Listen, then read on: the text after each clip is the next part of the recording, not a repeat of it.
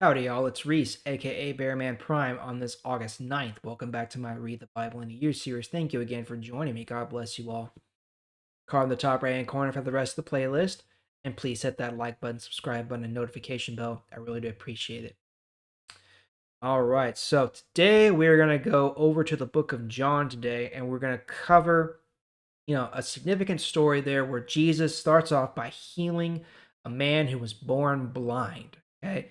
And it deals with the nature of sin, who's responsible for sin, blah, blah, blah. And then we're going to touch on a topic that I mentioned a day or two ago about spiritual blindness, about how God made the nation of Israel spiritually blind for some. God made the nation of Israel spiritually blind, starting with, when Jesus was born, all the way to even today, they're still spiritually blind. Okay. And we'll see what that means. So let's go to John chapter 9 today and pick it up in verse 1. It's going to be a long one today. We're going to go all the way to verse 41 today. Hang in there. John 9, verse 1.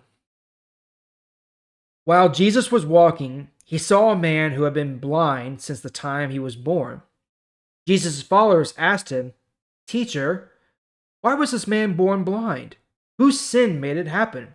Was it his own sin or that of his parents?" Jesus answered, "It was not any sin of this man or his parents that caused him to be blind. He was born blind so that he could be used to show what great things God can do. While it is daytime, we must continue doing the work of the one who sent me. The night is coming, and no one can work at night. While I am in the world, I am the light of the world." After Jesus said this, he spit on the dirt, made some mud, and put it on the man's eyes. Jesus told him, "Go and wash in Siloam pool." Siloam means sent. So the man went to the pool, washed, and came back. He was now able to see. His neighbors and some others who had seen him begging said, "Look, is this the same man who always sits and begs?" Some people said, "Yes, he is the one." But others said, "No, he can't be the same man. He only looks like him." So the man himself said, "I am that same man." They asked, "What happened? How did you get your sight?" He answered, "The man they called Jesus made some mud and put it on my eyes. Then he told me to go to Siloam and wash. So I went there and washed, and then I could see." They asked him, "Where is this man?" He answered, "I don't know." Verse 13. Then the people brought the man to the Pharisees. The day Jesus had made mud and healed the man's eyes was a Sabbath day. So the Pharisees asked the man, "How did you get your sight?" He answered, "He put mud on my eyes. I washed. Now I can see." Some of the Pharisees said, "That man does not obey the law about the Sabbath day, so he is not from God." Others said, "But someone who is a sinner cannot do these miraculous signs." So they could not agree with each other. They asked the man again, "Since it was your eyes he healed, what do you say about him?" He answered, "He is a prophet." The Jewish leaders still did not believe that this really happened to the man, that he was blind and was now healed. But later they sent for his parents. They asked them, "Is this your son? You say he was born blind, so how can he see?" His parents answered, "We know that this man is our son, and we know that he was born blind, but we don't know why he can see now. We don't know who healed his eyes. Ask him. He is old enough to answer for himself." They said this because they were afraid of the Jewish leaders. The leaders had already decided that they would punish anyone who said Jesus was the Messiah. They would stop them from coming to the synagogue. That is why his parents said, "He is old enough, ask him." So the Jewish leaders called the man who had been blind. They told him to come in again. They said, "You should honor God by telling the truth. We know that this man is a sinner." Man answered, "I don't know if he is a sinner, but I do know this. I was blind, and now I can see." They asked, "What did he do to you? How did he heal your eyes?" He answered, "I have already told you that, but you would not listen to me. Why do you want to hear it again? Do you want to be his followers too?"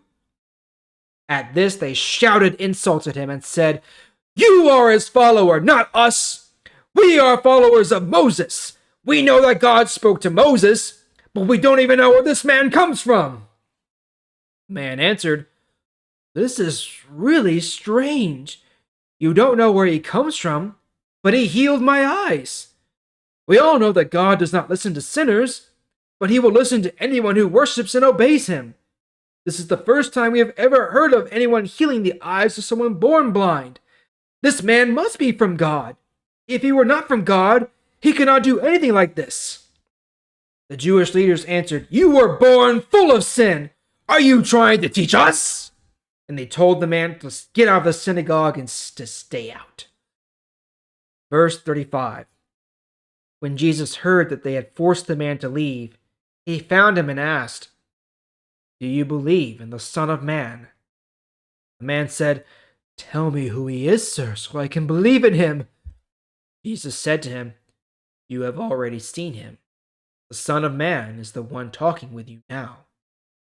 The man answered, "Yes, I believe, Lord." Then he bowed down and worshipped Jesus. Jesus said, "I came into this world so that the people could be judged. I came so that people who are blind can see. And I came so that people who think they see would become blind." Some of the Pharisees were near Jesus. They heard him say this. They asked, "What? Are you saying that we are blind too?"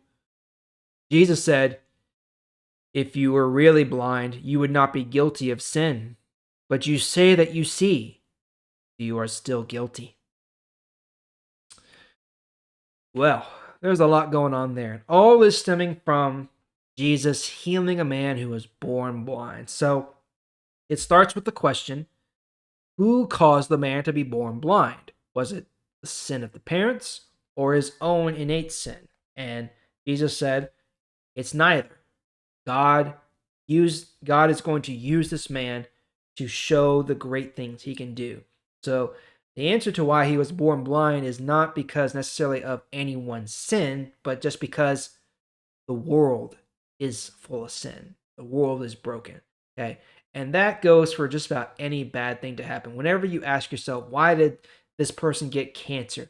Why did this person get shot? Why did this horrible thing happen?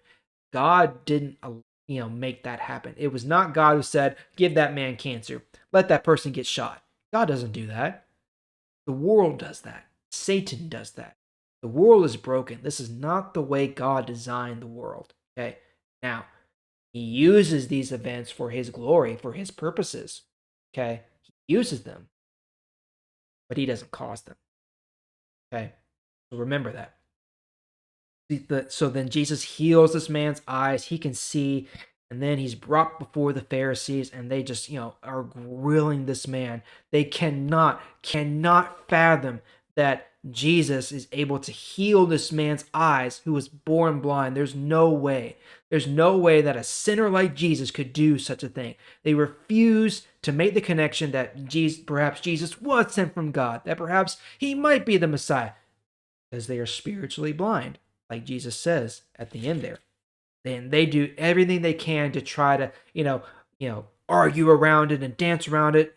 And, they bring in the man's parents. They question him twice. And the man's just like, I don't know.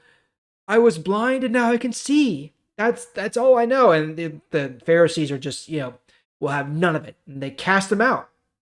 They kick him out of the synagogue for good. And then Jesus comes and reveals himself to him as the Son of Man. The man bows down and worships him. And then he tells him about spiritual blindness. Jesus came so that he could let the blind see, but also to make those who think they can see blind. Right? So obviously, the ones who are blind are the ones who have not known God. This applies not only to the nation of Israel as a whole, but later on it will also apply to the Gentiles, non-Jews, okay? Because they don't know God at all. They may have heard of the Hebrew God or the God of Israel, they don't know him at all. And then, of course, on the other side, you have the Pharisees, the teachers of the law, the Sadducees, all the religious leaders who claim to know everything there is to know about God, to know the scriptures, to understand them, to follow the law. They know everything there is, and they're spiritually blind because they cannot see the Messiah literally standing in front of them, right? Anyway, that's all for today. We're going to pick it up there tomorrow. Thank you again for joining me. I sure do appreciate it. I'll see y'all tomorrow.